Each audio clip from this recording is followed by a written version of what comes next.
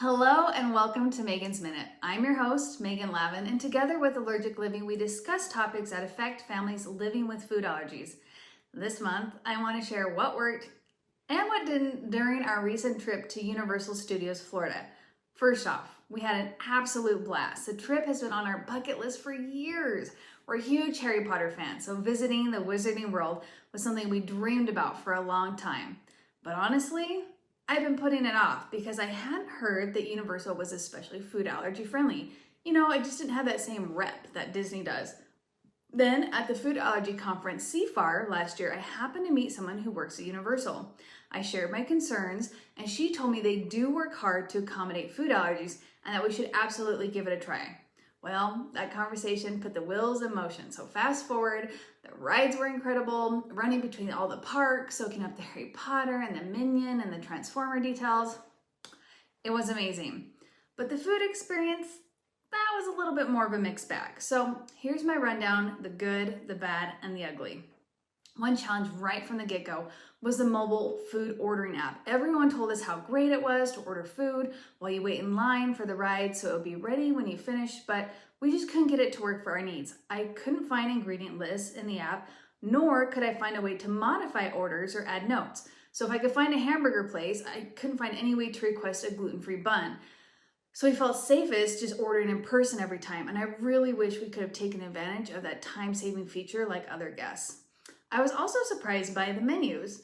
In a good amount of places, the menus felt almost too sophisticated for my kids.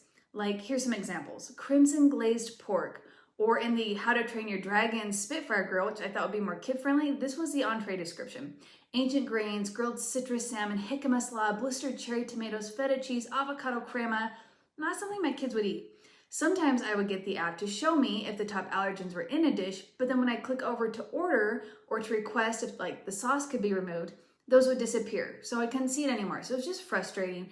I think the app has a lot of potential. They just need to improve it for those with dietary restrictions. To be fair, I was told that many of the sit-down restaurants can accommodate allergies super well.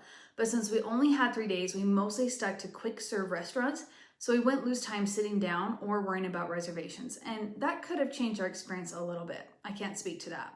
But there were some bright spots. Okay, so for example, in the candy shop, they did have an ingredient binder that we could review, which I really appreciated. Though, unfortunately, my dairy allergic son really wanted a chocolate frog and they didn't have a dairy-free option, which was a huge bummer. He was, though, able to buy a few Harry Potter candies like the puking pastilles and a sugar quill as well as an icy. If you were in the candy shop or really any restaurant, the chef would come out personally and talk to you about how to tweak the offering to make it safe, and that was huge to us. It would have like a colored toothpick in it to help us identify which plate was his. And then probably the biggest win for us was that they do offer dairy-free butterbeer. You do have to order it in a restaurant rather than at the stands, but that was a huge find for us. Another helpful thing is that Universal allows you to bring your own food into the park, and we took advantage of that. So we'd eat a big breakfast at the hotel, and then we'd pack some snacks to get us through the day or if we were hungry while we were in line. So we would eat lunch and dinner in the parks all 3 days, but it was just nice to have a backup of some safe food. There was one disappointing moment though. We tried a sandwich shop, Blondie's, where I assumed they could just simply omit the cheese and use gluten-free bread, but they actually turned us away. They did point us to another restaurant nearby, so my son ended up getting yet another burger at the comic strip cafe in Toon Lagoon. Before our trip, I had asked my Universal contact, is there any way I can review the menus or get allergy information ahead of time? And she very kindly sent me a large document, 82 pages long though. So the challenge was that it was only organized by individual allergens, which made it super hard to cross-reference. It was overwhelming for someone with multiple food allergies. So we were basically walking into restaurants without a clear plan and just trying to figure out things on the spot, looking at the app. For someone who likes to plan ahead, this was not ideal for me.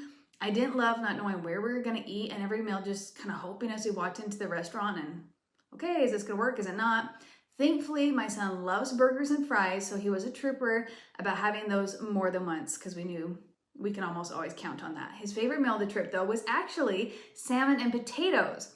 From a quick stand near the Harry Potter rides and Hollywood section, I ordered the same thing and it was so good I almost went back for it twice. For reference, if you're wondering, his food allergies are wheat, dairy, peanuts, and tree nuts. And when I asked him to rate the experience, he said he was partially satisfied. He said it wasn't our best food trip, but it wasn't our worst either. And honestly, we knew going into this trip that the rides, not the food, would be the highlight. What mattered most was that he was safe and that he was full. I also was sure to pack up backup foods like safe granola bars, oatmeal packets that only needed hot water, instant pho bowls, and safe bread with some butter for the hotel for when we got back in case we were hungry at night. Don't get me wrong, overall, I'd still totally recommend the trip.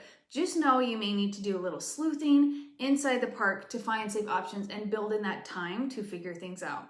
But the laughter and the squeals on those rides made the whole adventure completely worth it. We're really grateful we went. If you'd like more detailed information about what my son actually ate every single meal, including the specific restaurants and menu items that worked for his allergies, we've put together a full list with photos. You can find a link to that in the article description below if you'd like to see exactly what he ordered or if you want to copy what we did on our food itinerary. If you'd like to hear more about other allergy-friendly trips, we've taken things like using a Vrbo, biking the 𝗔𝗹𝗶𝗏𝗏 trail, cruising, Disneyland, Legoland. You can check out past Megan's Minute videos on Allergic Living's Instagram or YouTube channels. We'll see you next time.